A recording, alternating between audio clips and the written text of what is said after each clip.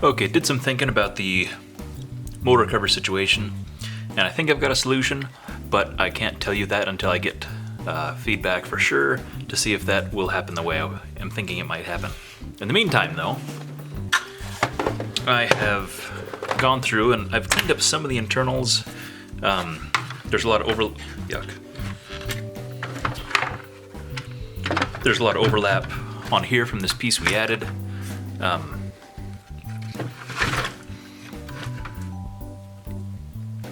So I cleaned up that, cleaned up in here, cleaned up a little bit up here, cleaned up some of this stuff in here a little bit, just spent some time with the Dremel and just decided to get rid of a lot of the stuff that we don't need because there's going to be a lot of wiring and stuff like that going on here pretty quick, hopefully. So just to get rid of as much of the unnecessary material as we can, I'm considering coming back, zoom back in here, and in order to reduce this clutter and stuff like that, I'm considering cutting this off and then just adding another piece that the spring can hook to, and then on the other side removing a lot of this, just because it's really unnecessary since the rest of the shell is, the Centurion part of the shell is there to hold everything together, and really this part here is just covering up the trigger mechanism. So I'm considering eating away some of this because we still need to fit a voltmeter and a bunch more wiring and stuff like that in there. So I removed a lot of material, but decided to just start there, and then as we start introducing more components, then we'll address things from there. One of the chief concerns up front was that when we add the ammo counter, we have a whole lot of added material to work with. The battery I'm going to build an extended lead for, and the battery will go back here in the back when I build the battery compartment for the LiPo, and then I'll just have a lead coming up that plugs into the board. So the counter will sit here, and the actual IR beam setup will go up in there. But I needed a place to mount the actual computer side of things, which seems to want to be able to fit in right there relatively well. And I think once we get a little more established and really start setting components in and getting things routed and finalized, then I might build some kind of little bracket that'll just kind of help support that so it's not rattling around and causing problems there. Not quite sure quite yet, but at least, like I said, got this opened up a little bit to where we can at least start fitting stuff, and so we kind of know what we're dealing with. But in the meantime, I also removed a little bit of material here so that the jam door can slide back a little easier. Let's see. I think, because I can't really move on too far with anything else at this point, I think we're going to start looking at setting in the housing for the ammo counter, which I've already gone ahead and spent some time with the file and some sandpaper and sanded a lot of the lines out of the housing. In fact, I'll get the other one real quick. And you can kind of see, obviously I sanded off the counter logo. Apologies to Nathaniel Deal. I'm not trying to steal and be like, hey, this is this thing I made. For all intents and purposes, your name is still on it, but having it sideways on a integrated custom was a bit distracting. I still recognize that I'm using your product and I like it, but you can kind of see, yeah, get that in the light just right. Yeah, it's not perfectly smooth yet, but it's at least smooth enough that I think we can work with it with the rest of the bodywork. I also have a spot kind of roughed out here, just kind of an idea for the voltmeter that'll be going in. But this is just kind of for visual reference while I was setting everything else up. But I was looking at this, and I took the brackets off the bottom of the counter. There was brackets mounted on the side, and that's what clamped to the rails. Since this isn't a rail mounted setup, and I want to tuck it in as tight as possible, I could have just glued it on, like that, and it would have been okay. But I want to have the body itself sit flush with the shell. So I need to carve out, as you can kind of see, this hole, or this area, and then this part will sit down inside. That way I can glue it from the top and then be able to come back from the back side and reinforce it and everything like that. So I've got it set where I'm pretty happy with it, and that's actually, fortunately enough, resting on the little raised portion here from the priming slide.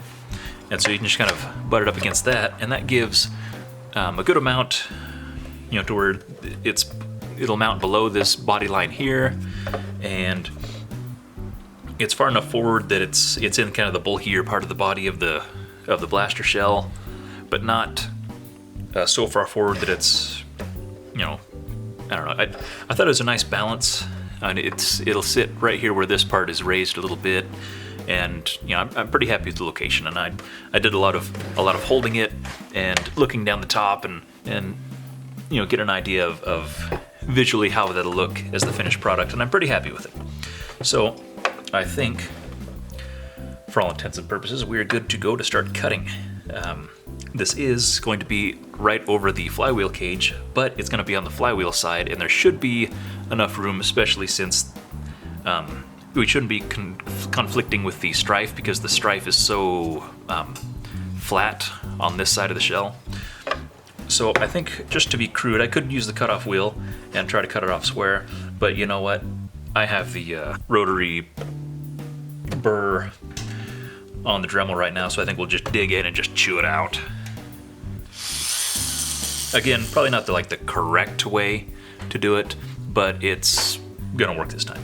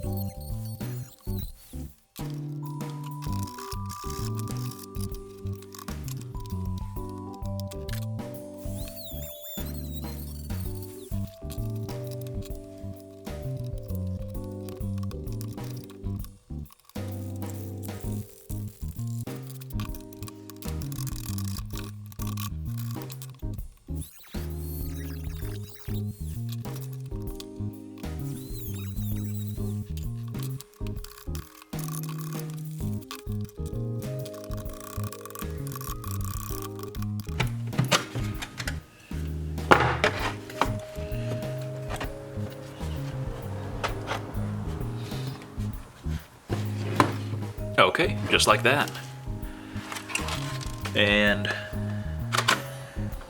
think it's gonna be about perfect. It's not hanging out so far that you can, you know, be sighting, you know, through the sights and then be able to see it perfectly, but it's there without being in the way, but it's still perfectly visible, which I'm pretty happy with. Only problem is that it's sitting slightly at an angle because this rib is getting in the way, but I wanted to leave it there for a little bit until we got this thing kind of fitted. But since it's, you know, I think good to go, I think we can go through and file off. I think we're gonna file off this whole ridge here, and I think we're just gonna end up filling this slot, because I don't know what else to do with it. I think it'll just be easier for everybody if we just fill it full of DevCon and just smooth it over, and we'll try to incorporate it into the rest of the bodywork. This does become rather slab-sided, but I think that's okay since it's going to be broken up enough with the counter, the voltmeter, and you know, whatever else comes along later. So I think, yeah, we'll go ahead and just do some work with the big file and eat this off all the way around, and then we'll come back later when we're doing something else and start looking at filling this with the DevCon and stuff. So let's the important thing here is just making sure the file is laying nice and flat, so you're eating off just the high spot and not getting into, you know, digging into any of the corners in.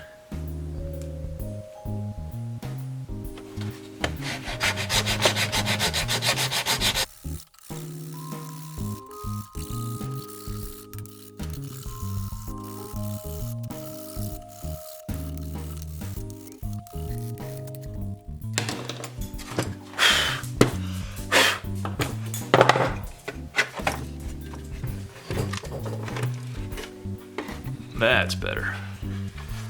Sits nice and flush all the way around. Looks good there as far as just sighting down the top. Pew pew. Oh hey, look, I got that many rounds left. Perfect. Love it.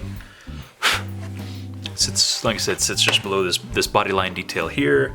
Sits just above the body line where it kind of angles down. So I think once everything's said and done, it won't look too out of place. I mean, things were looking good before we had to cut a hole.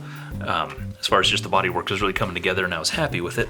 But I don't think this is going to be too detracting from the overall package. So I do think it looks better hanging off the side than it did when I mocked it up sitting it on top, you know, considering a regular rail mounted setup. So yeah, that's relatively happy with that. There'll be a little more fine tuning before we finally glue it down, but my glue should be in the mail hopefully tomorrow. So when that comes, then we can look into sticking this in for keeps. Yeah, nice snug fit. Doesn't wiggle around. That should keep our orientation good. So I think while we're at it, we'll go ahead and finish this up.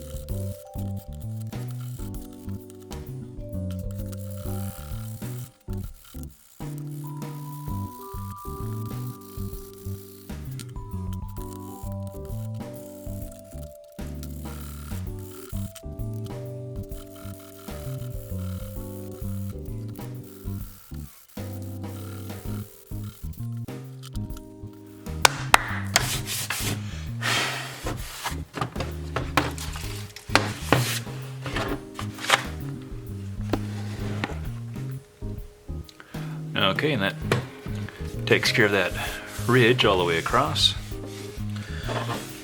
Like I said, it'll come back later and fill that in, block it back down, and then that should just be all dead smooth all the way across. There's a little discrepancy here, which I think is partially because this is where some of the nomenclature was of here's how to prime the thing and here's what not to do and all that stuff that's cast in, which sits a bit lower than the other surface area. And so I think there'll be a little filling to do in that area, and there's a little bit more of it there. But I think once we get it all blocked down, then we should be nice and flat.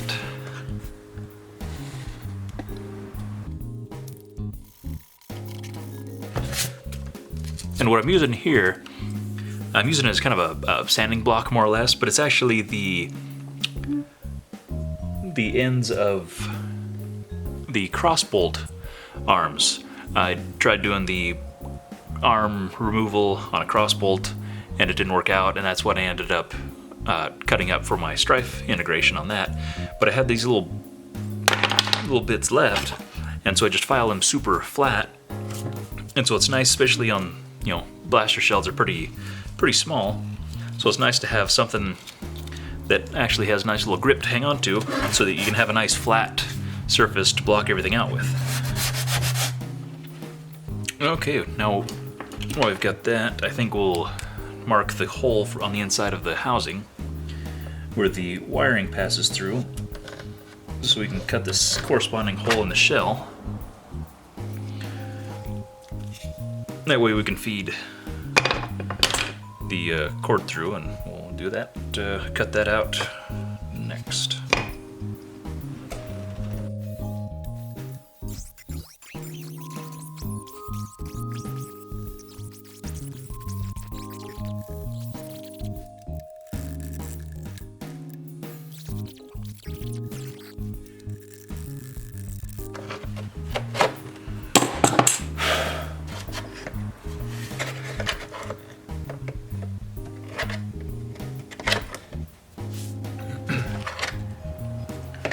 Okay, I think that's pretty good, at least to the point where we can at least start fine-tuning things a little bit.